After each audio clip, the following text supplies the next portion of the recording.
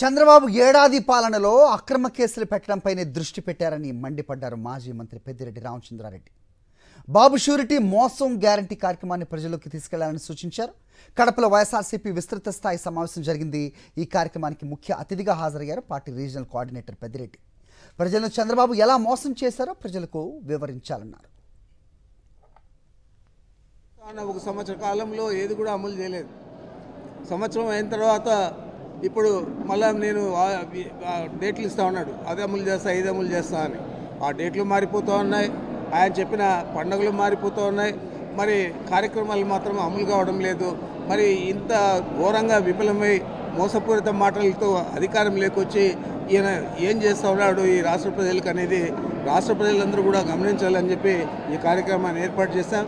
దీనికి ఇప్పటికే మా జగన్మోహన్ రెడ్డి గారు పేరు కూడా పెట్టారు, బాబు షూరిటీ మోసం గ్యారంటీ. ఈ కార్యక్రమాన్ని ప్రతి గ్రామంలో కూడా రాబోయే 4 వారాలలో పూర్తిగా దీన్ని ప్రజల దగ్గరికి తీసుకుపోయేదానికి మా నాయకులు, కార్యకర్తలు, పార్టీ శ్రేణులందరూ కూడా కృషి చేస్తారని చెప్పి ఆ విధంగా ఈ కార్యక్రమం పూర్తి స్థాయిలో అమలు చేయాలని చెప్పి నేను మీ ద్వారా ఈ రాష్ట్ర ప్రజలందరికీ కూడా తెలియజేస్తూ ఉన్నాను.